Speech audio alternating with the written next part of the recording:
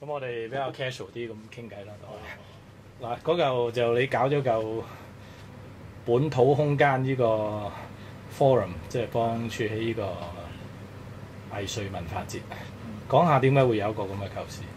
原本係處起呢個藝術文化節，佢就想有啲唔止係表演嘅藝術表演嘅，都想有啲 engage 啲社會議題嘅。係。咁同我傾開，我就話我不嬲都同許寶佢哋有啲類似討論香港本土問題嘅 forum 之類嘅，咁就不如即係串連埋一齊咁樣，咁就搞咗呢個。咁就諗住係唔止一次嘅，咁上一次1月嗰日第一次，咁之後會繼續，因為呢個議題都幾值得討論嘅，即係有好多個 dimension，唔止係政治嘅，有啲係空間嘅藝術啊。之後我哋會繼續落去。咁今次就都個討論都幾有趣嘅，即係都帶出咗幾多嘢去思考。你自己咧？你自己土生土長係嘛？對本土呢一樣嘢可能有好特別嘅一種感覺。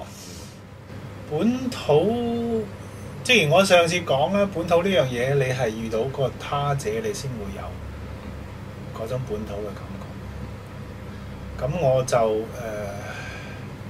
經過幾個階段嘅，譬如讀書讀到大學，讀到master 嘅時候，都仲唔係好強呢樣嘢。咁去到離開咗香港去德國嗰7年咧，慢慢開始去因為嗰個文化嗰個，無論係香港嘅嘢或者係中國文化嘅嘢，都斷咗一個 cultural shock。每日講一種外語，對住啲外國人咁樣。咁有一段時間係重新去認識中國文化嘅。其實我嘅教育裏邊係冇乜點樣去教中國文化，去讀中國文化嘅嘢。咁嗰陣一啲所謂呢啲 classic 嘅中國文化嘅嘢，咩老子啊、咩楚辭啊、三國啊，係嗰段時間先追翻嘅。喺我哋教育裏邊係冇呢啲嘢。咁而且喺個距離裏邊開始去比較思考香港嘅問題啦。啱啱我嗰段時間係95至到01年，咁中間係97。咁就嗰個轉變係產生咗好多思考，而且係遇到唔同嘅國家嘅人，有台灣啊、大陸啊、韓國啊、德國啊，同佢哋討論呢啲問題，多咗唔同嘅角度去思考呢啲問題。咁所以嗰樣嘢就開始產生，慢慢產生成為一個思考嘅 agenda。咁但係近年嘅咧就係喺天星開始啦，直到近1-2年呢啲嘅本土運動啦，咩反國教甚至係反蝗蟲嗰啲。咁正如我上次講咧，係兩個方向嘅，一個係最本土嘅愛或者係記憶，天星啊、菜園村之類。咁但係另一樣嘢咧就係一種覺得被威脅，咁而一種反抗嘅所謂本土。咁呢樣嘢好實在，咁同我哋一路以嚟所認識嘅本土論述或者本土意識嘅成長嗰個教科書式嘅講法係好唔同。我哋一路聽嘅香港所謂本土意識嘅出現咧，就係所謂70-80年代咩麥理浩啊、暴動之後啊、有廣東歌啊、香港文化、電視劇啊呢啲嘢。呢啲講嘅本土意識，咁但係我係同呢啲嘢一齊成長，咁所以唔覺得有乜嘢所謂本土唔本土，因為我哋冇，最少我冇60年代或者50年代嗰種香港殖民嘅經驗，咁所以呢樣嘢因為咁 close 咧就冇呢個反證，咁反而而家呢樣嘢咧係好殺到埋身嘅，覺得嗰樣嘢。我哋上個月都有一個關於廣東文化嘅前途嘅 conference， 咁都有啲參與者都講香港係咪香港本土文化係咪衰落啊？香港係咪冇所謂本土學者啊？呢啲咁問題，嗰個危機感係好強。咁呢個危機感就係來自好明顯、好簡單嘅原因就係中國大陸，即係佢喺香港做嘅嘢，令到我哋產生各種各樣覺得自己會被排擠，甚至係消失嘅一種危機感出現。但係當我哋而家講緊即係中國大陸呢個，無論透過政策啊，透過佢一系列嘅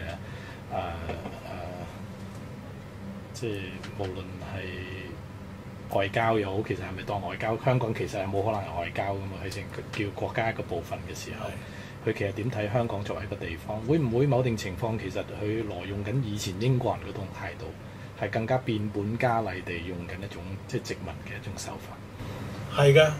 更加咩嘅？最少英國人唔會企圖同化香港人，即係企圖將香港人變做英國人。英國人覺得呢樣嘢係做唔到，亦都冇咁嘅需要。即係我喺呢度暫時用到呢個地方就算啦。咁英國人採取一個比較 apolitical 嘅方式嘅對待香港人，佢唔會俾你同產生中國民族主義嘅，佢唔會俾你去認識中國嘅。但係佢亦都唔會教一啲英國文化嘅精髓俾你，佢淨係教你識得用英文做生意就算。咁但係反而中國就會好強嘅一種，即係我上次有篇文就類似講緊日本對台灣嘅皇文化政策，即係佢想台灣變成日本人，即係而家就係中國想香港變成佢心目中嘅中國人。咁呢個係意識形態上啦，而且佢好多地方係利用緊香港嘅資源，達到佢自己嘅目的，經濟啊、政治啊、教育啊、金融啊嗰樣嘢係 make use， 甚至係 exploit 緊呢個地方，多過係即係甚至比英國係多。咁所以所產生嘅危機感，亦都係咁樣而嚟嘅好多時。但係會唔會我哋睇翻即係香港嘅中國人，因為由殖民地一路成長到今日啦，我哋俾人哋孕育嘅某一種意識係拎走咗個政治嘅意識，點樣去睇世界嘅意識，都係喺個利字上邊，係嘛？我哋好少睇緊自己地方個文化對下一代嗰種關聯性。即係當我哋喺個教育係咁缺乏呢一種重視嘅時候，似乎而家嘅滲透，又或者而家我哋嘅政府裏邊嘅成員，好容易就理所當然地好符合到滿足你頭先講緊嗰種危機嗰種條件。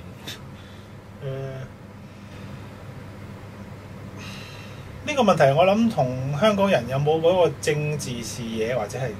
甚至一種國際，或者甚至一種國家視野，或者甚至一種點樣規劃我哋呢個城市或者係城邦嗰種心態有冇關係？即係其實我哋幾個我哋政府裏邊嘅主事人，其實都係一啲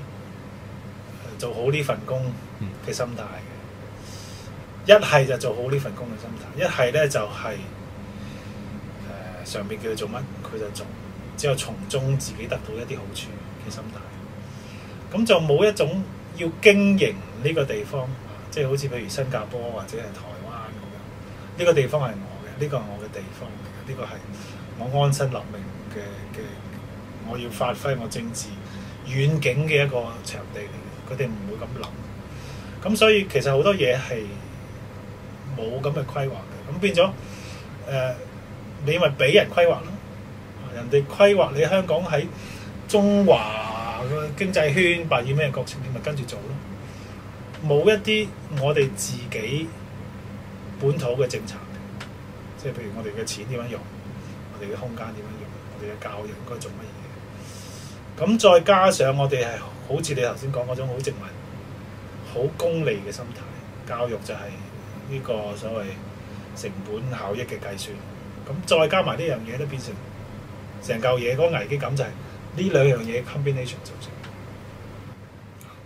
但係喺呢種咁嘅處境底下，即係譬如站喺你而家即係嘅身份，你覺得會唔會好容易有人講話？正正係呢個地方咁多年嚟啦，都係孕育咗一班可能既得利益者，佢淨係守住自己嘅一個範疇，好少願意分享所謂一個文化願景，同埋一齊去行呢一條路，覺得對下一代、對跟住香港成個文化嘅發展上面咧係起咗一個關鍵作用。但係點解我哋呢啲聲音係永遠都係 minority 嚟？呢個可能第一同香港嘅政治格局有關啦。好似譬如我上一次嗰個研討會裏邊咧，我認為呢樣嘢要發生咧，一定係喺個政黨輪替裏邊發生。即係既得利益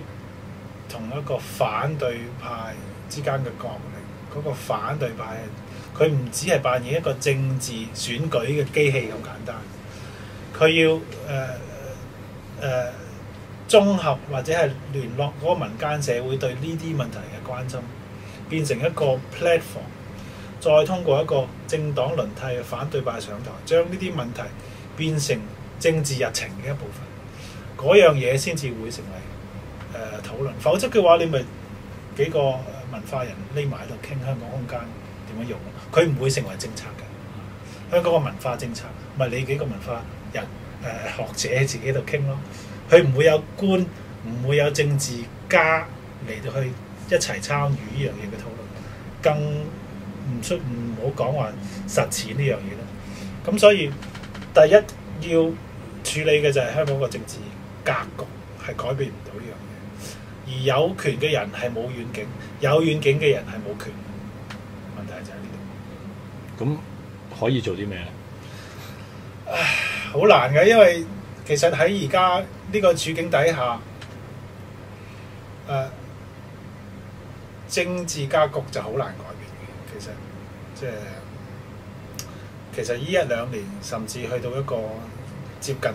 攤牌嘅地步㗎啦。其實嗰個衝突或者矛盾，咁但係撇開呢樣嘢唔講住咧，其實我哋唯一可以做嘅咧，即係唔講話點樣改變個政治格局呢樣嘢之外，我哋只能夠 keep 住嗰個民間討論嗰個 momentum。嗰啲官、嗰啲政治人物聽唔聽，係變咗即係佢哋嘅事，我哋即係影響唔到。唯一有一兩個政黨可能可以將呢啲問題帶入個議會、帶入個政治圈裏面。咁但係佢哋仲未做到去engage 民間討論嗰個角色。咁所以我哋唯有做呢啲細嘅嘢。但係嗰樣嘢永遠係一個矛盾，即係香港即係嘗試去如果真係有當家即係自主嘅話，其實而家先啱啱學緊。喺呢個過程裏邊，同時之間就話要等到民間上面可以一齊同行嘅話，呢個永遠都可能係需要一個時間。所以我就覺得而家譬如舉例搞藝術文化節裏邊有一定嘅意義喺度，就係話唔係 acknowledge 緊所謂喺政府規範嘅一個演藝環境裏邊去搞活動，而係民間自發地去嘗試重新去睇翻自己同呢個地方可以建立嘅關係。如果假如呢個變成一個文化氣候嘅時候，所有政府其實都某定情況係需要回應。如果假如嗰個去變成真係一個氣候嘅時候，我哋永遠有呢種咁嘅良好願望，但係咁多年嚟，我哋都搞咗好多類似民間藝術節之類嘅活動，但係其實個大形勢都冇乜點樣變化。其實香港嗰個其實文化環境又唔係話好好，又唔係太差，即係將來可能我估計都可能差不多。即係之前話又會有文化局，甚至有人有意做文化局嘅人物走去睇表演咁樣。咁但係我覺得嗰啲係一啲政治姿態多於真係關心文化。咁而且喺而家呢個政治環境底下，有文化局亦都未必係好事。即係好多人擔心變成中宣部，呢個其實可能係真嘅呢個。咁所以反而我覺得嗰樣嘢文化留翻俾民間。如果香港嘅政治格局唔變嘅話，文化留翻俾民間自己去搞，可能會仲好。好啲，因為你如果即係你引入咗隻魔鬼嚟，隻魔鬼做咩你控制唔到。但係嗰個關鍵就係呢個民間啊，因為我哋喺而家嘅教育建制底下，呢個民間不斷去重複地複製緊一種樣板嘅人出嚟，即係喺個考試嗰個制度嘅過程底下，就等於以前即係哈維爾即係都轟佢當時嘅政府話，我哋主攻消費嘅過程其實就拎走咗人對精神、對政治、對文化嗰種關懷，係咪將佢完全只係變成一個好簡單嘅消費容器？呢種狀態上面，你做教育工作啦，你都可能會係咪好悲觀對於呢種形態上面、民間上面再重新去揾一種出路咯？我就幸運少少，因為我教啲科嘅學生都比較關心呢啲問題，即係人文學咁，當然即係一定要關心文化藝術啦。咁但係成個大前提、成個大環境就係香港我哋一路都缺乏藝術教育、文化教育，甚至我哋一講呢啲所謂藝術文化教育嘅時候，係太煞有介事。嗱，而家我哋做藝術，而家我哋搞文化，而唔係做到一種好普遍、好普通。我哋咪攞本古文嚟睇下咯，聽下音樂咯。我哋唔需要話而家輪到文化時間，跟住聽下音樂、睇下古文噶嘛。但係嗱，好多我哋即係我接觸過嘅國家，譬如歐洲或者係台灣之類啦，佢哋唔會咁樣嘅，即係其實嗰個係文化滲入生活裏邊。我哋而家做緊嘅咧就係係將生活變成文化。我哋一齊去行下呢一個古玩街啦，或者行去睇下南屋啦。嗱，呢個就係文化活動啦。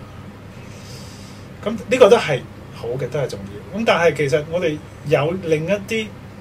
唔係煞有介事，而係唔係將生活變成文化，而係將文化成為生活嘅一部分，反過嚟做嘅。即係喺我哋嘅教育裏邊，我哋學中文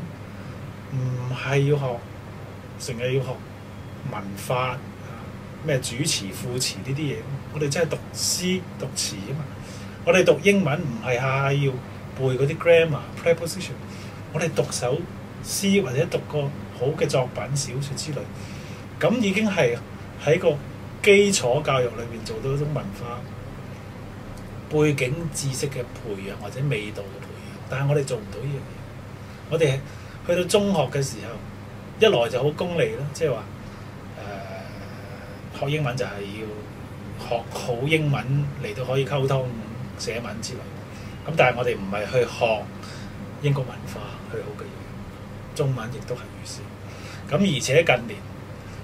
中學教育更加刪去咗一啲讀範文嘅課堂，好多 communication 啊，讀文化填充啊，咁呢啲嘢變咗係更加令到我哋嗰個文化教育係薄弱。咁其實應該係兩方面都進行嘅，就唔係煞有介事咁樣去講文化藝術。其實呢個翻去就係都係一個惡性循環。當我發現教育學院裏邊，即係曾經喺裏邊問啲同學，有70%幾嘅同學其實唔係想做老師，但係因為一份穩定嘅工作。而我哋都睇到大部分好多呢啲同學呢，係有一個先天性嘅自卑，就係因為我入唔到香港大學，入唔到中文大學，於是我唯有去做教師啦咁樣。咁但係反觀喺芬蘭，佢係最優秀嘅人先至可以進入去做教師。嗱，喺呢個過程底下，默默之中呢一班有一個先天性自卑嘅一種境況嘅 majority， 而家就喺中小學裏邊去教緊人，佢裏邊於是咪係咁奉行緊、追緊所謂呢個建制上面、制度上面要求佢哋完成嘅所謂工作。咁但係佢工作嘅本質咧，佢唔講 philosophy，係嘛？佢唔講教育嘅一種理想理念。喺呢種底下，我哋可以點樣？呢個好大嘅問題，即係牽涉即係香港嗰個成個教育制度。你頭先講嗰樣嘢，我回憶翻我自己讀書嘅過程裏邊，真係有教學熱誠嘅小學或者中學老師係可以數得出嘅，即係佢教書嘅時候可以感染到你一啲文化或者係知識上嘅好奇心嘅係少數。咁但係呢樣嘢就係個人嘅工程嚟嘅，我哋好難去通過一啲咩制度上嘅設計，令到嗰啲去教書嘅人變成一個我哋要咁有熱誠嘅人。佢冇熱誠，你點教佢都係冇熱誠。熱誠唔係教出嚟。咁所以我哋能夠做嘅就只能夠係喺個政府或者制度上嘅干預進行減少，令到真係有熱誠嘅老師係可以留翻多啲空間同學生相處。咁但係即係呢個亦都係香港呢10幾年教育制度嘅弊病，唔止係中學、大學都係咁，即係上邊嘅干預係好多，令到你好多發揮嘅空間係少好多。所以即係我哋唔好講一啲好大嘅改革先，我哋先俾翻個自由空間個老師，信個老師。成個制度嘅設計點解咁多干預？就係唔信，覺得你啲老師做唔到要我嘅要求，先至要咁多 check and balance。咁即係第一樣嘢就做就係重新建立翻呢個信任。但係我哋會唔會好多時忘記？即係就算話我哋冇一個人其實話 ready 嘅，永遠話完全 ready 去做一件事，包括做一個教師，但係永遠係一路做、一路學、一路嘗試去跨越自己，或者跨越做得更加好。你頭先講一樣好重要嘅就係話，我哋點樣去信任，去令到佢覺得自己做嗰樣嘢係受到尊重嘅時候，佢忽然之間就可能會重新燃點一把火。但係喺鋪天蓋地講緊商業社會，連學校嘅營運上面都變成一種商業嘅營運嘅時候，點樣喺民間上面去重整呢一種人民工程？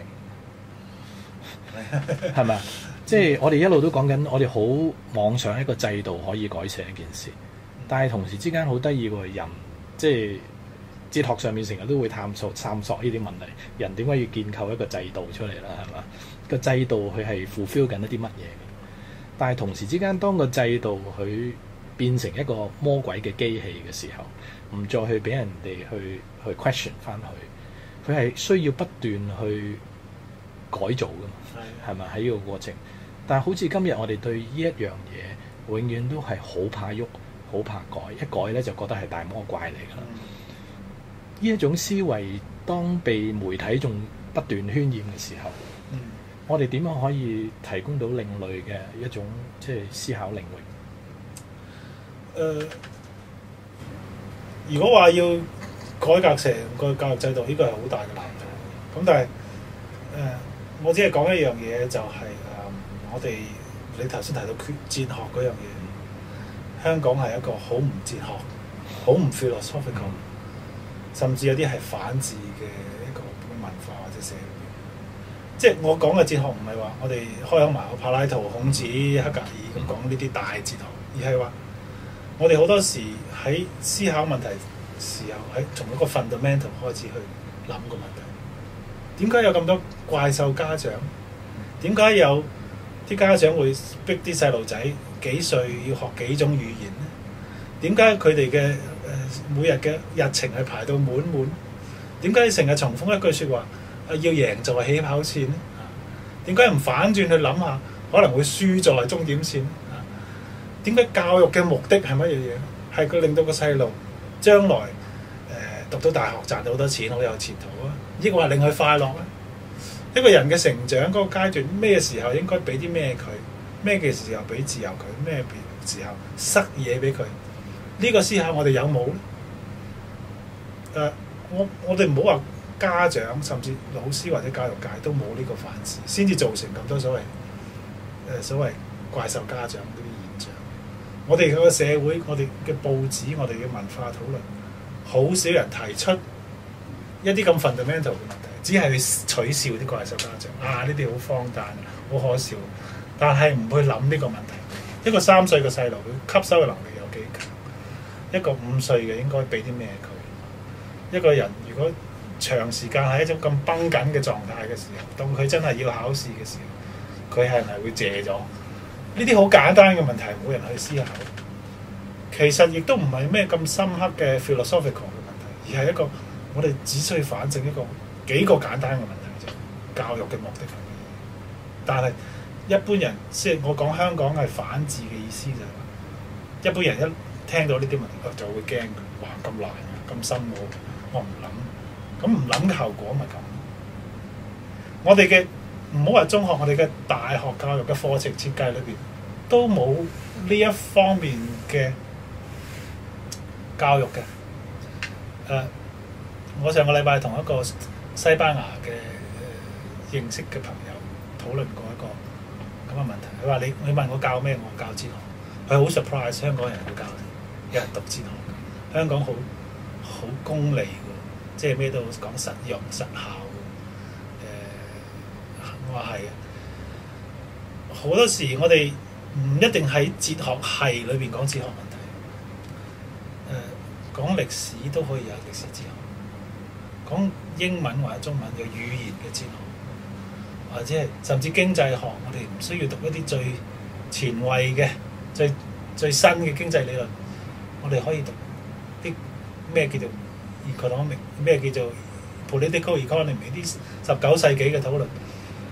但係我哋嘅大學嗰個課程設計嗰啲 department 嗰啲 faculties 同人哋嘅大學一比之下咧，我哋就係冇咗呢一 part， 我哋就強調實效。咁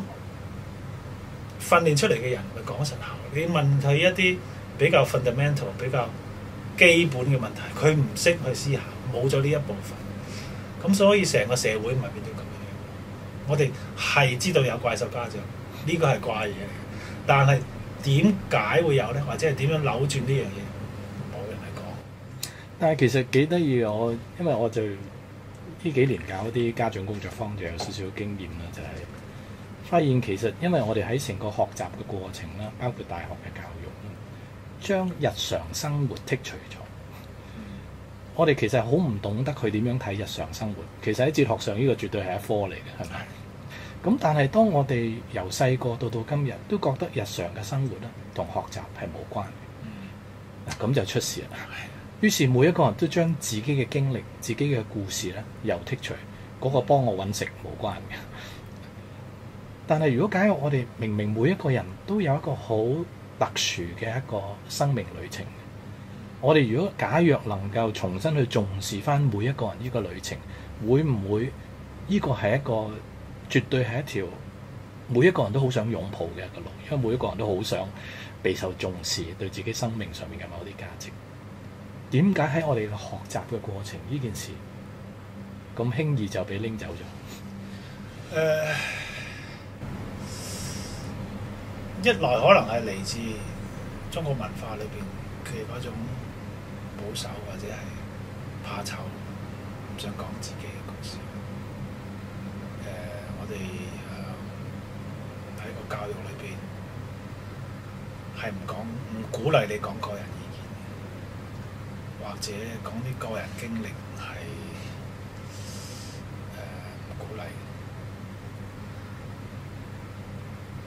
但係倒翻轉頭，我哋所講嘅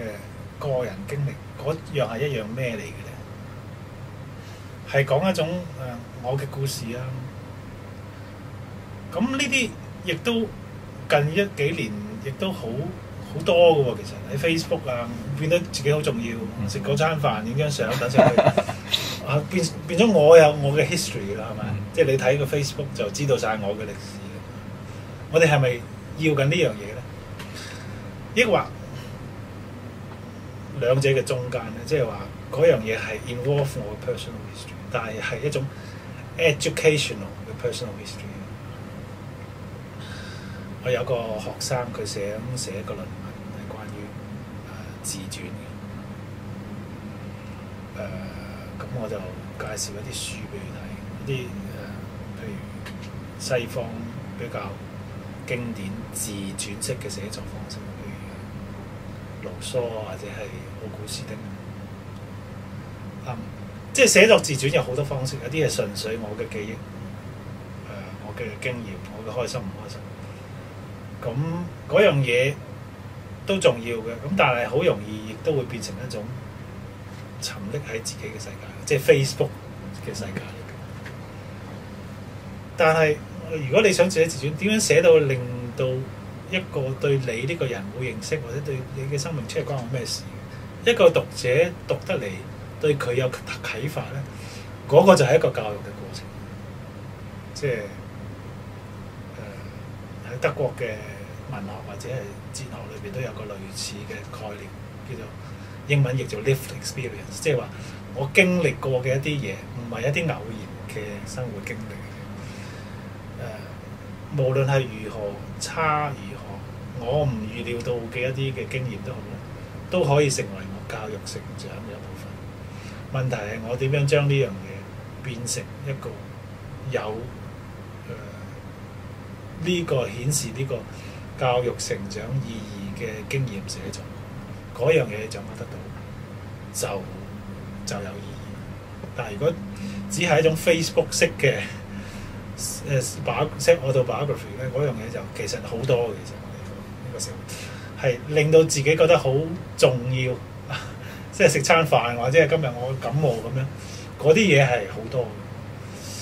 咁但係點樣做到頭先嗰樣嘢先至係比較重要？但係個問題就係 Facebook 裏邊佢只係停咗喺個狀態，佢冇再去問問題，係嘛？即係我哋自細開始，你頭先都提到話，我哋係拎走咗發言嘅一個勇氣。因為係服膺於一個權力中心，就係老師，就係同埋個考試制度。當我哋拎走咗呢一樣嘅好奇嘅時候，我哋從來冇去學習自強，又或者自我教育呢個過程，冇諗過我去嗰個茶餐廳買個奶茶，其實原來唔係咁簡單，同埋嗰個茶餐廳背後嘅故事，每一樣嘢點樣嚟，我哋好似對呢啲嘢太過理所當然。而冇一種好奇心想去聞下、去照下、去咀嚼下去。其實係回歸咗之後，或者97之後，你比較 prefer 講呢一種忽然之間好似我哋開始關心起自己嘅地方，但係關心都嚟唔切啦，就已經一件一件俾人哋拎走咗啦。咁呢兩個係好似好失衡嘅狀態嘅時候，我哋今日點樣去講本土咧？我哋居住嘅空間又出現咗一個好唔尋常嘅問題，去影響緊我哋嘅思維，係咪？當我哋大部分都住咗係一個乜嘢嘅環境嘅世界嘅時候，即係等於我教一啲即係設計系嘅同學就係啦，佢哋冇辦法想像超越佢自己居住嗰個環境嘅世界。香港係啱相反啊！我哋童年嘅記憶，我哋生活過嘅地方咧係消失緊。我今年農曆年去台灣，同我太太去台灣，去翻去童年食過嘅樓下嗰間小販嗰啲煎包啊！佢話我小學咧就喺呢度食㗎啦，隔離咧嗰個阿姐咧就賣咗好多年㗎啦。佢好慘，嗰條命好苦嘅，咁個老公又對佢唔好之類，講好多啲故事。我第一個感覺，我同佢傾翻咧，我就感覺就係我揾唔到呢啲咁嘅經驗。我唔好話小學食過嗰間樓下嗰小販，我中學甚至大學去過嗰啲食過㗎，去過啲鋪頭係唔見晒。我哋嗰個記憶同我哋嘅空間係斷裂咗。我哋冇一種家園門牆呢個概念。我哋係不斷搬屋嘅，我哋係我哋搬離咗舊有嗰個屋企，翻到去係唔認得嘅，亦都冇感情，亦都好少會揾到一啲人街坊我哋識得嘅，見翻面，好少呢啲感覺。咁所以點解香港呢近幾年呢一種所謂保育咁咁大嘅動力咧，其實係一種好深嘅 anxiety 嚟嘅。其實即係你拆一個皇后或者係天星碼頭，因為香港人已經冇乜嘢可以記憶，即係你拆咗佢，好似我腳底下嗰啲泥土係俾剷走，或者借用一個經驗就係好似你企喺沙灘裏邊，嗰啲海水將你腳下嗰啲泥沙土沖走，你係沉落去嘅感覺。咁所以係一種好深嘅 anxiety 嚟嘅，即使我對天星或者皇后嗰種關心、嗰種記憶係幾少都好咧，其實我都要保護佢，因為已經冇咩可以俾我哋保，即係所有嘅記憶只係留喺我哋嘅腦海。咁所以香港唔止係冇頭先講嘅 philosophical 嘅層次，亦都冇 historical 嘅層次。香港歷史嘅故事係好難講。更加難嘅係我哋點樣從頭先你講，從個人嘅歷史去講到香港嘅歷史。我哋香港嘅即係文化或者電影裏邊好少做到呢樣嘢，反而外國嘅電影、台灣電影或者係做到好多時會做到呢樣嘢，但係我哋係比較少呢樣嘢。咁所以所謂保育或者所謂呢啲咁嘅東西咧，同我哋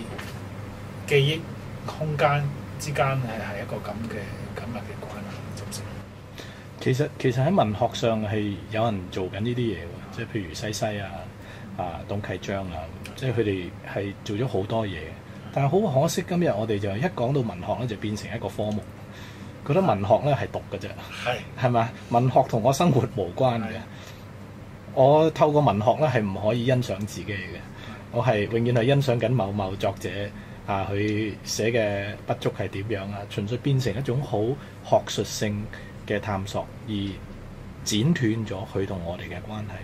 但係明明有，而我哋又同時之間又覺得冇，呢一種其實係好遊離嗰種狀態，都幾吊詭㗎。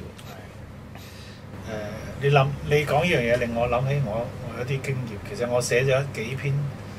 文咧，係關於我自己嘅童年記憶嘅。關於我阿嫲嘅有一篇關於我個阿叔嘅，有一篇關於我以前嗰間公屋嘅，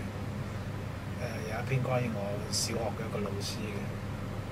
咁但係寫完之後咧，就等喺櫃頭自己攞嚟睇，因為冇 venue，因為我唔知攞去邊度，但係我只能夠除咗我自己睇之外，同我朋友一齊去 share， 同我屋企人一齊去 share。其實係有呢個問題，就係有冇一種作品去做到一個典範嘅效果，令到我哋覺得嗰樣嘢唔止係某人個人嘅記憶，更加係我哋嘅共同記憶，側寫到一啲香港嘅確係你提到西西或者董啟章，確實係有。但係，亦都正如你所講，嗰樣嘢係即係譬如話，我哋同一啲所謂鄉土文學相比，嗰種土味香港係冇嘅，嗰種好深嘅記憶，嗰種用嗰啲人嘅描寫，嗰種語言，甚至嗰啲通俗嘅用語，我都未可能有啦，但係我都未讀過相關嘅作品，所以可能我哋仲需要類似一個比較典範嘅作品係做到呢樣嘢。但係會唔會係譬如你頭先講緊寫緊嗰啲文章，如果假若譬如話你再延伸 recontextualize 翻你嘅個人記憶同我哋嘅文化嗰種演變嘅話，嗰個時候可能會有更加多人就覺得，原來我可以咁樣去書寫自己嘅。因為而家我成日覺得就係話，原來 publication 已經係唔係咁艱難嘅事，係嘛？喺網上面個個都自己去發表自己嘅 work。但係翻轉頭，我哋講到本土空間，會唔會係個源頭有一個幾大嘅 paradox 就係我哋嘅上代人大部分都嚟自中國內地，佢哋對呢個地方本身因為冇歸屬感，而所以喺我哋成長嘅過程咧，對呢個地方同我哋嘅關係咧冇真係連結起一個好深嘅經驗，即係形成呢個地方永遠係一個移動性嘅狀態，係嘛？大家都永遠都唔會擁抱呢個地方，覺得呢個係我嘅家。咁會唔會我哋爸爸媽媽上邊已經係冇諗過自己原來種咗一個咁嘅可能？如果唔好聽啲，一個禍根，佢哋唔想嘅，亦都冇諗過嘅，係嘛？佢其實都唔想離開自己嘅家鄉嘅，係嘛？即係奈何當時嘅政治環境、當時嘅社會，終於嚟到香港。我哋成日講香港係一個借來嘅空間、借來嘅時間呢個講法。咁但係其實去到某個 point，其實呢個所謂借來就唔係借來。當你住咗喺度好耐嘅時候，就唔係借嘅。我哋嘅上一代都仲還可能有呢啲咁嘅感覺。咁但係睇下，即係第一樣嘢係視乎佢邊度嚟嘅。如果係上海或者係所謂外省嚟嘅時候咧，嗰種感覺可能強啲。但係如果係譬如我父母係廣東省嚟嘅咧，就佢對香港嘅感覺係強，都頗強，即係話，即係甚至會有時講啲即係反轉頭歧視翻而家嘅廣州人嘅語言會出現，即係我係香港人呢種身份。咁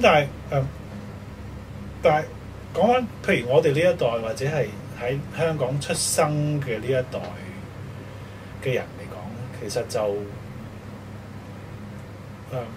我哋好想以香港為家，但係因為頭先種種嘅原因，譬如我哋空間，我哋冇土地，我哋冇家園，我哋嘅記憶係同我哋嘅空間係斷裂咗。呢幾樣嘢令到我哋覺得，即係嗰個家園嘅感覺係好難建立。咁唯一我哋能夠守護嘅咧，所謂我哋嘅家園咧，就係變成一啲價值觀，所謂核心價值。你唔好侵犯我嘅核心價值。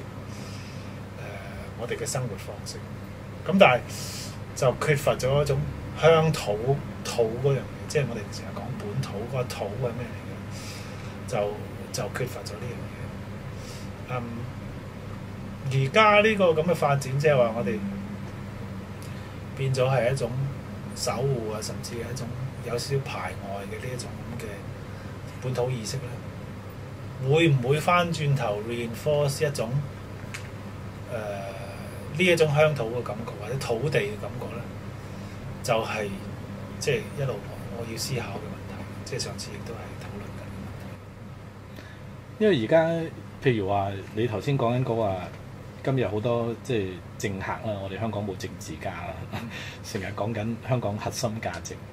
我哋會唔會其實當一班無論由商人或者係已經係擁有香港喺經濟上面嘅既得利益者，佢好容易就巧取用咗呢啲嘅論述嘅表層，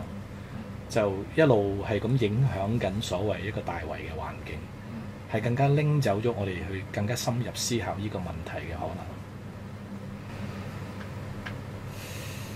即係譬如有咁嘅可能，係咪啊？但係亦都有咁嘅可能，就係佢會帶起一啲咁嘅我哋嘅討論。視乎佢嘅 articulation。香港一路參與嘅政治嘅人，一路都冇乜論述能力。即係佢哋嘅，即係香港嘅，譬如民主派咁，佢哋嘅學問或者佢哋嘅呢一個論述嘅能力咧，只係停留喺選舉上面。佢哋好少會用到呢啲咁嘅你頭先講嘅咁嘅智慧，去發動一啲政治社會運動。咁而家呢個所謂城邦論有少少咁嘅狀態，呢啲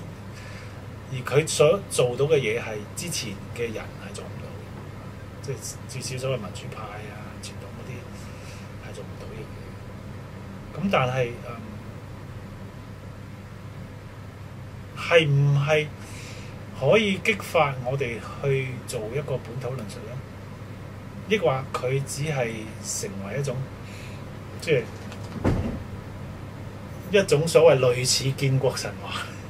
即係上次提到嗰個咩香港遺民論係嘛？我都未睇嗰本書，但係聽人講過，或者係城邦論之類。佢係想建立一種香港獨特歷史、文化、政治嘅地位嘅論述，但係呢個獨特性係建立喺對外嘅排斥嘅。我唔係嗰啲嘢，我係呢啲嘢。咁但係反過嚟係咪變成一種土地嘅關愛咧？我就仲未見到。咁所以嗰個我睇下點樣發展落去。但係除咗土地嘅關愛嗰個思考，我哋會唔會就話呢個特殊地理環境上面嘅優勢又好，或者特殊情況又好，佢都其實係影響咗成個城市嗰個進程發展嘅嗰個方向。但係奈何就係話，我哋將裏邊嘅發展嘅選擇越嚟越單一化，係嘛？咁而形成我哋一路講緊嘅經濟政治都係一個比較表層上面嘅經濟政治。而唔係講緊一個人作為一個資本重要嘅一個投資嚟嘅，係咪？人嘅文化嘅本質，亦都係一個好重要嘅長遠嘅資本投資嚟。當我哋即係投身政治嘅人唔去談呢啲嘢嘅時候，只係講緊即時嘅選票回報嘅時候，咁我哋今日擁抱緊嘅民主社會，其實會唔會其實都係一個好表面嘅一個民主概念？我覺得呢兩者係互為因果，即係固然香港嘅反對黨或者反對運動一路都上唔到台，或者永遠冇辦法執政嘅時候，佢只能夠停留喺呢個層次。而有視野、有論述能力嘅人，亦都不屑話唔想去參與呢個遊戲。我覺得我唔係一個選舉經驗，我唔係一個所謂選舉嘅嗰啲叫做街佬，企喺條街度即係掹人選票嘅人。咁但係如果嗰個政治參與真係開放，譬如有普選、有政黨輪替嘅時候，變咗真係有論述嘅能力嘅人，佢見到有一個遠景，我講嘅嘢真係可以成為一啲文化或者係政治長遠嘅政策嘅時候，佢就會更加積極參與呢樣嘢，能夠帶起嗰個政治或者係社會嘅討論。咁所以到而家嚟講，其實好多嘢都係一個死局嚟。即係我唔係話香港一民主化所有問題解決晒，但係如果唔有呢個政治開放嘅時候咧，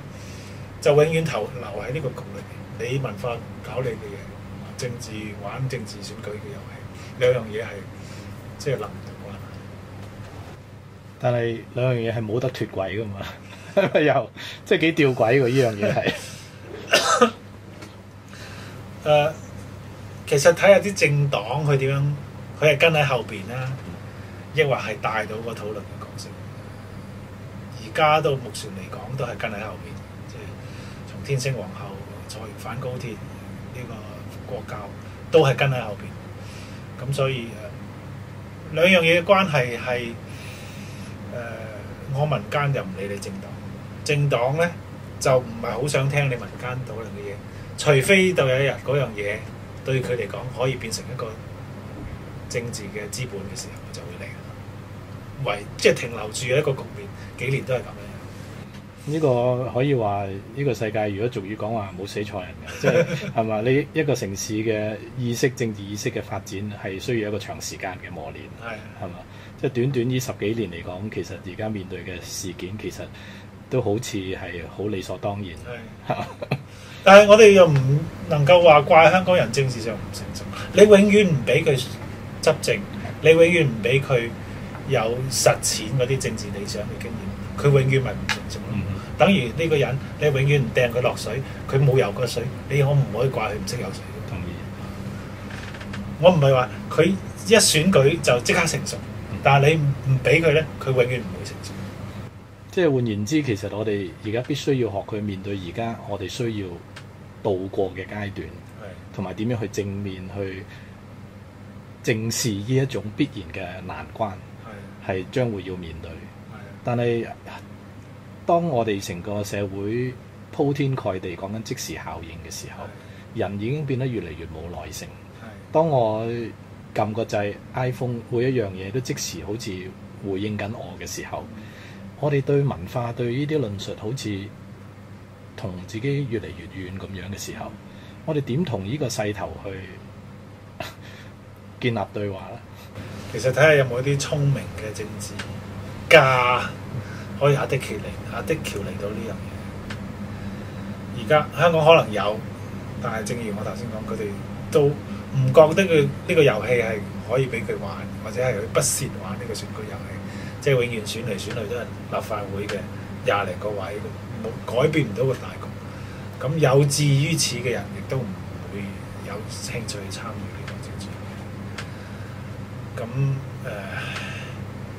所以我估香港之後都會係咁，而且會越嚟越 extreme，因為積壓嘅不滿或者積壓嘅呢啲咁嘅訴求，喺既有嘅政治嘅建制裏邊表達唔到出嚟啦，佢咪用第二啲方式咯。咁所以只會越嚟越尖鋭嘅啫。但係其實都另一種吊詭，當我哋係不斷擁抱緊或者同建制打交道嘅時候，因為我哋 acknowledge 佢嘛，所以佢咪更加即係好似走唔甩咁樣。但係喺建制以外，所謂建制嘅概念，其實建制以外係一個好龐大嘅一個空間嚟。我哋正喺呢個地方裏邊成日剔除咗民間可以自發地去做嘅一啲事。如果從呢個角度去睇，你覺得民間上邊可以點樣百花齊放去改寫緊一個所謂建制上面嘅事嘢？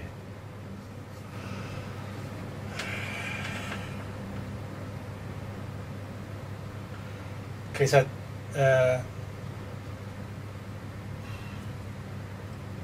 呢個咩叫做 People Fringe？People's Fringe 呢樣嘢係一個好嘅例子，即係一種佢唔係純粹藝術文化嘅活動，係articulate嚟到政治或者係社會嘅關懷。咁呢樣嘢係好少，其實即係我頭先話類似嘅嘢發生好多，其實 in that sense 咧就唔係好多。我哋一路都係表演藝術表演就藝術表演，政治嘅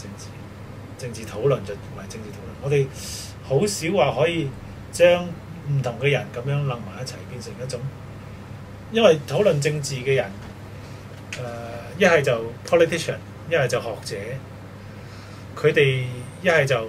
面向群眾嘅，一係就自己喺個圈子裏面講。咁但係如果係民間藝術節，唔係藝術文化節，可以做到呢樣嘢嘅時候，其實我哋可以將個光譜放大，即係將令人唔同嘅人可以參與。我哋就即係我哋唔需要數人頭，有啲咩名人、咩大名喺度，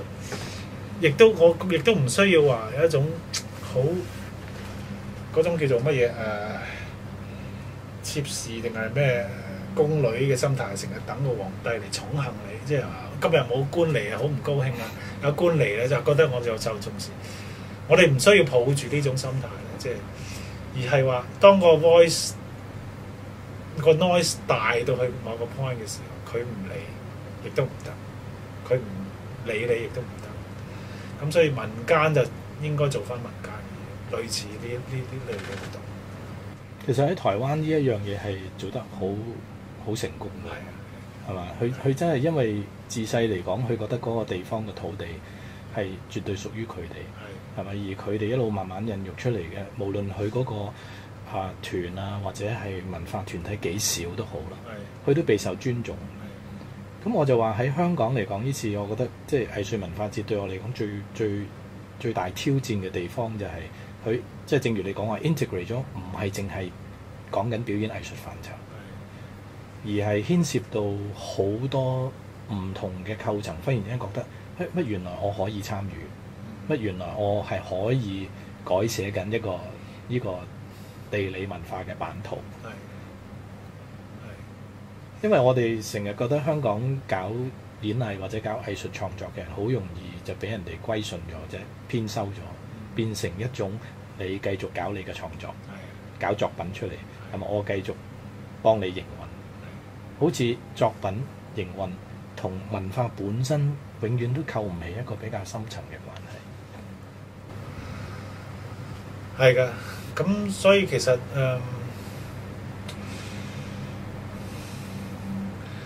不過頭先你提到台灣嗰樣嘢咧，其實嗰個香港始終係願意參與嘅人係少，即係我參與過類似啲類活動，其實來來去去都係嗰幾個熟悉嘅面孔。其他嘅人佢哋大部分好多時都係寧願喺個學術嘅呢個框架裏邊去做呢樣嘢。咁所以其實我哋可以 reach out 去一啲我哋唔 expect 佢會參加嗰班人，即係呢個關鍵嘅圈子以外嘅人，就等於阿柱希成日講呢樣嘢，佢想做一個演出咧，就唔係成日去睇 show 嗰啲人去睇嘅，而係譬如社運嘅人，諸如此類關心時事嘅人去睇。我哋亦都可以做類似嘅嘢咯，即係好多時你唔邀請佢，佢就唔會嚟。但係你邀請佢咧，有時會有啲人你唔 expect 佢嚟，佢都會嚟嘅。咁呢樣嘢就其實係可以發展落去，因為譬如我上次頭先提到嗰個廣東文化嗰個 conference 咧，其實嗰個危機感係頗大嘅，即係參與討論嘅一啲嘅學者。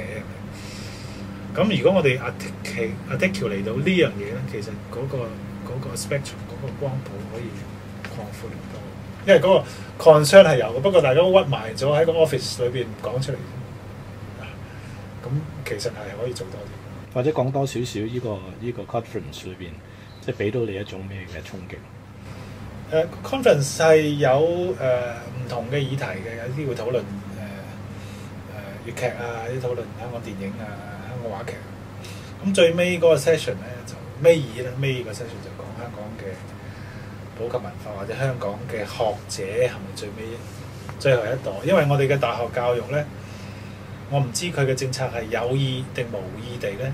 令到本土學者嘅出路係越嚟越少。即係譬如話 MPhil 嘅位越嚟越少啊，我哋中意招收一啲國際嘅PhD 學生。但其實呢個國際大部分都係國內生。係啊，大部分佢讀完就會走㗎啦。咁好多 case 咧就係我哋本地嘅學生咧，佢想讀 MPhil 就讀唔到，嗰條路就斷咗。咁就即係好似類似我哋呢啲咁嘅讀上去嘅學者咧，係即係如果繼續咁落去咧，10年、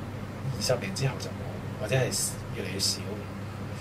咁個危機係真嘅。咁所以而且唔係呢個 conference 呢個討論引起嘅。其實我哋呢幾年嘅觀察發現，即係我哋睇啲數字，我哋收生，我哋本土嘅學生越嚟越少，個比例越嚟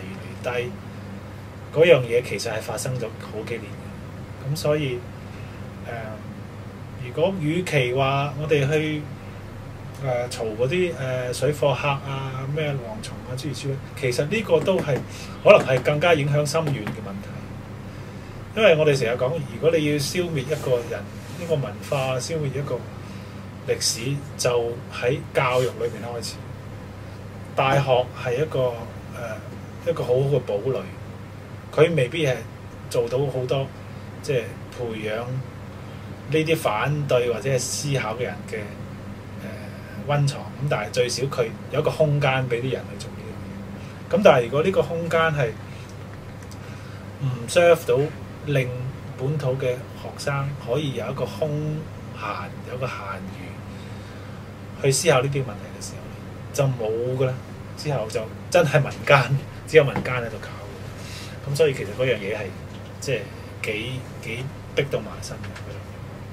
不過我即係曾經遇到過好多處境，就係當一班人佢真係去到一個位，即係等於以前曾蔭權講話我要做好呢份工。有好多真係高薪厚職嘅人，佢係擁抱緊一種即係政策上面嘅支配力嘅。但係奈何就係佢哋係缺乏咗呢一個所謂社會嘅責任，同埋對文化嘅一種願景嘅時候，佢點樣服膺於而家一路轉換緊嘅政治氣候，而停止嘗試去反思翻，可能有啲時候係需要收手。我記得97之後，其實大部分嘅喺啲董事會裏邊咧，佢裏邊嘅結構啦，係忽然之間有一個180度嘅轉變。以前就係英資機構，忽然之間有一班中資機構嘅人就坐咗出嚟。我哋好少去問佢哋喺邊度嚟㗎啦，佢哋點解會坐咗喺度嘅？點解忽然之間我哋有咁多專家喺度話俾我哋聽，我哋應該點繼續運作嘅？我唔知大學上面有冇呢種情景，係咪？所以我哋話喺政治上面，即係只能夠係從民間上面揭翻開呢一樣嘢。我哋可以點樣行？可能大圍嘅勢，可能我哋改寫唔到。但係如果我哋就話從藝術文化節作為一個例子好，可以有好多唔同嘅民間嘅 festivity， 佢唔係再係淨係裝飾乜嘢節日，佢係變成一種信念。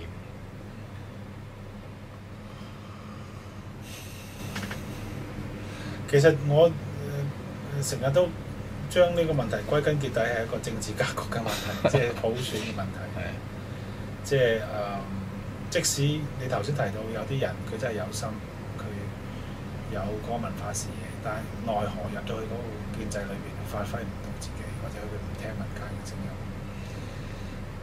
係因為我哋嘅選舉制度唔能夠 articulate 到呢樣嘢，即係參與政治嘅人同文化、民間嘅聲音冇辦法即係聯繫得到。咁但係撇開呢樣嘢，即係唔講嘅時候，我哋維持呢一個討論，其實係需要唔同人嘅參與。唔止係一啲關懷文化嘅人嘅參與，而且係搞緊政治嘅人嘅參與，呢啲政黨嘅參與，佢哋點睇呢啲問題？我哋唔需要有官在場嘅，官嚟可能都係聽一聽佢 as part of his job 咁樣。我都識得有啲官，咁佢成日都話：我今晚去睇表演，下個禮拜要去邊度？即係佢覺得嗰樣嘢係份工嘅一部分。咁但係反而某啲政黨，佢裏邊確實又係有類似嘅人，佢係會同民間有關係。只不過好多時佢哋係喺個政黨個政治活動裏邊，或者係一啲社會運動吸晒啲 energy， 因而就少咗去呢樣營運呢樣嘢嗰個能力。咁所以其實如果係People's Fringe 做落去嘅時候，其實我哋不妨去involve 多啲政黨中人。其實我哋以前同處喺一啲表演裏邊都邀請過類似嘅人，咁但係佢只係嚟一嚟即係講參與下討論，咁就冇一個延續落去。同埋好多時你要揾啱人咯，因為好多時政黨中人佢未必可以喺嗰個場合裏邊放低佢政黨嘅身段，即係放低一啲選舉好明顯嘅行為，或者係講嘅説話係為選舉鋪路。咁所以可以邀請啲乜嘢人係佢既喺個政黨裏邊有能量，有政治能量，但係真心嚟參與嘅。即係如果我哋揾到呢一類人，所以嗰樣嘢就可以發揮到落去。但係其實而家即係全世界嚟講，嗰個政治形態生態其實都一路變緊。其實變得幾緊要添，即係自從有互聯網之後。但係呢一個世界正正係我發現就係好多大學都追唔上去討論，因為佢真係孕育咗一個新嘅形態，裏邊有好多 hidden 嘅嘢係未知嘅，大家。咁而甚至中國內地喺呢一樣嘢都好得意，我哋永遠有個幾鐘頭嘅自由空間 before 俾人哋剷走一個 message 嘅時候。咁呢個幾鐘頭嘅自由空間就變成一個好 exciting 嘅嘢。但係我又覺得好美麗嘅喎，佢哋冇放過呢個幾鐘頭嘅空間。咁喺香港，我哋可唔可以又喺呢個媒體上邊，即係甚至我而家碰到啲年輕人，我覺得佢哋係俾咗好多好精彩嘅 contribution，which 係我哋嘅年代係想像唔到。你點樣睇而家呢個互聯網嘅世代？剔除咗 Facebook 先啦，其實佢真係又充滿咗一個可能性，作為另一個 platform 去進行一種滲透，或者進行一種唔好講話 provoke 㗎，即係大家都好驚呢個字嘅。雖然我哋劇場寫落都要 provoke 我哋諗嘢嘅方法咁樣。我又唔會話 Facebook 唔好嘅，Facebook 都有佢嘅用處，我都用 Facebook，但係我嘅 Facebook 就唔會即係從來冇 personal 嘅嘢，即係永遠係一啲政治或者議題或者係文化議題突出嚟。即係我嘅經驗就係我用 Facebook 咧都會 provoke 到一啲人對某啲問題嘅關心，有啲可能真係一時嘅發泄，咁但係有啲係一啲比較長遠，譬如今次呢個本土討論，亦都係通過 Facebook 做出嚟。咁所以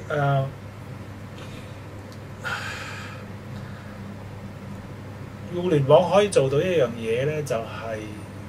一啲我哋唔知佢會參與嘅人嚟參與。佢可以凝聚到一啲 agenda， 大家一齊去討論一個問題。咁但係最終都係要 face to face， 嗰個見面嗰個聚埋一齊嗰樣嘢，嗰個 energy 係好重要。如果本土論壇唔係喺即係處喺嗰個空間裏邊發生，永遠喺 Facebook 裏邊咧，佢冇今日嘅我哋呢啲咁嘅承諾，或者可能而家個已經係發生緊嘅事件啦，發生緊嘅事件。咁所以我到而家為止，互聯網係一個工具，即係我當佢一個工具，佢係一個工具係中性。視乎你點樣利用佢嘅啫。咁但係最關鍵嘅都係人，你揾唔揾到有嗰啲火嘅人嚟到一齊。因為我點解講到互聯網，我睇到一樣即係幾唔尋常嘅現象，就係我哋一路今日個講緊教育，我話當今日嘅大學同學校冇一個發牌嘅能力嘅時候咧，其實我嚴格嚟講，我係可以唔需要學校嘅，我係可以喺個互聯網裏邊自學好多嘢。所以點解而家進入課室、中學、小學，其實教師面對一個好唔尋常嘅挑戰。隨時個學生所知道嘅嘢係比你多嘅，係咪？但係當然佢知道嘅嘢係 data， 佢有冇 access 過嘅 information 啊？呢啲嘢，呢個就係我哋要去 work 嘅嘢。我唔知互聯網會唔會有一日取代到即係人嘅教育啦。而家有一個美國好出名 Khan Institute 啊，全部喺 YouTube 可以上堂嘅，唔使讀大學。咁但係我哋嘅公眾係咪可唔可以聰明到一個，或者係成熟到咧？唔係聰明，成熟到一個層次就係佢識得可以利用互聯網嘅嘢去 self-education。呢樣嘢唔係容易，即係你話篩選一啲正確嘅資訊，或者係一啲重要嘅資訊，甚至唔係一啲資訊嘅聚合，而係一啲重要嘅知識嘅吸收嗰樣嘢，佢係唔係可以做到呢樣嘢咧？其實又係反過嚟，佢又唔夠足夠嘅 education 去做到嘅。譬如我哋可以好容易喺互聯網去揾到我需要嘅嘢，因為我都識噶嘛，我識嗰樣嘢。咁但係你叫一個唔識、完全對嗰個題目冇認知嘅人去網上揾啲資料俾你，佢咪 cut and paste 一大扎嘢，佢冇消化嘅嘢 resuscitate 翻俾你咯。咁所以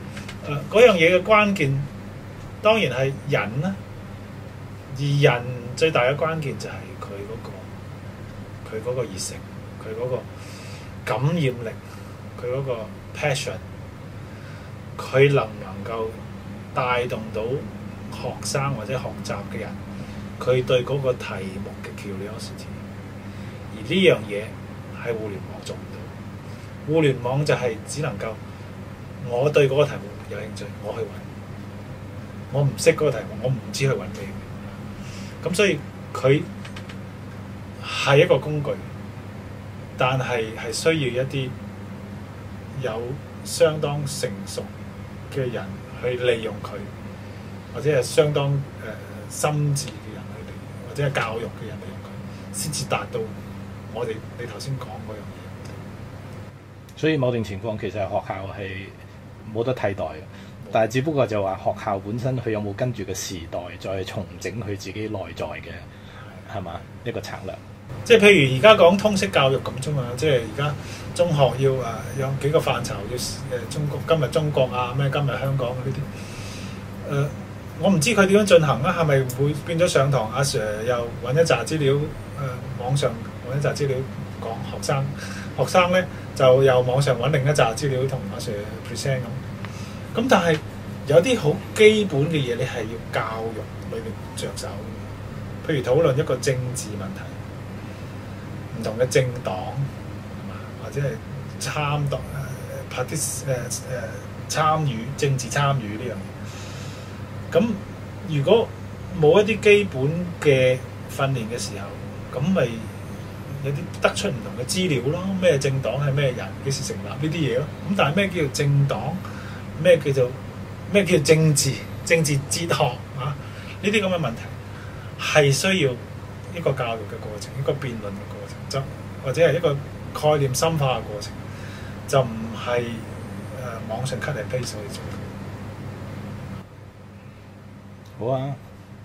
今日傾住咁多先啦。Okay. 因為其實呢個課題其實真係一件好大嘅事，係嘛？吧我希望就係拋磚引玉，希望可以有吸引多啲咁多人去思考呢個問題。謝謝你。